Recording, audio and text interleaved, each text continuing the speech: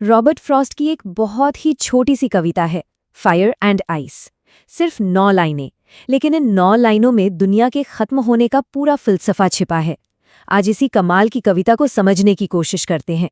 तो सबसे बड़ा सवाल, एक ऐसा सवाल जो शायद हम सब ने कभी ना कभी सोचा होगा कि ये दुनिया खत्म कैसे होगी, है ना?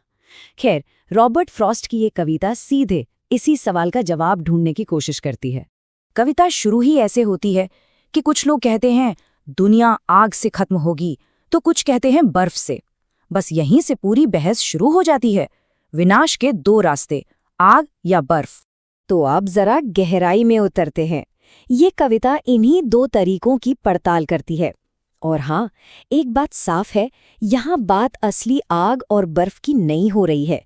इसका मतलब कहीं ज्यादा गहरा है। अच्छा, तो इन दोनों ताकतों के फर्क को समझना बड़ा दिलचस्प है। देखिए, एक तरफ है आग, जो जुनून की तरह है, एकदम तेजी से फैलने वाली, सबको अपनी चपेट में लेने वाली। और दूसरी तरफ है बर्फ, बिल्कुल शांत, धीमी, अंदर ही अंदर जमने वाली। तो पहले रास्ते की बात करते हैं, जुनून से होने वाला विनाश। कविता में आग को हमारी सबसे ताकतवर, सबसे प्रबल भावनाओं का प्रतीक बनाया गया है। और यहाँ पोएट मतलब कवि अपना तजुर्बा बताते हैं। वो कहते हैं कि भाई, मैंने इच्छा को, डिजायर को जितना करीब से देखा और समझा है ना, मैं तो उन लोगों के साथ हूं जो कहते हैं कि दुनिया आग से ही खत्म होगी। और जैसा कि पहले कहा था, ये कोई असली आग की लपटें नहीं है।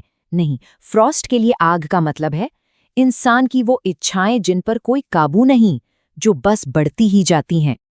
अब सोचिए, ये इच्छाएं कौन सी हैं? लालच, लोभ, वासना, लड़ाई झगड़े और गुस्सा। ये सब ऐसी चीजें हैं जो आग की तरफ फैलती हैं और रास्ते में आने वाली हर चीज को जलाकर राख कर देती हैं।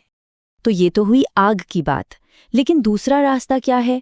वो है नफरत की ठंडक का, जो आग से एकदम उलट है, पर शायद उससे भी ज्यादा खतरनाक। यहां आकर पोयम में एक ट्विस्ट आता है। कवि कहते हैं कि चलो मान लिया दुनिया आग से खत्म होगी, लेकिन अगर इसे 2 बार खत्म होना पड़े तो मुझे लगता है मैं नफरत को भी काफी अच्छे से जानता हूं। कमाल की लाइनें हैं ना? और उन्होंने यहाँ जो शब्द इस्तेमाल किया है, पेरिश, इसका मतलब सिर्फ मरना नहीं होता। इसका मतलब होता है पूरी तरह से तबाह हो जाना, नामो निशान मिट जाना। मतलब बात बहुत बहुत गंभीर है। तो अब तस्वीर साफ हो रही है। जैसे आग हमारी इच्छाओं का प्रतीक थी, वैसे ही बर्फ वो है इंसान की नफरत का प्रतीक। एक ऐसी ताकत जो धीरे धीरे काम करती है, पर है उतनी ही जानलेवा। और ये नफरत दिखती कैसे है?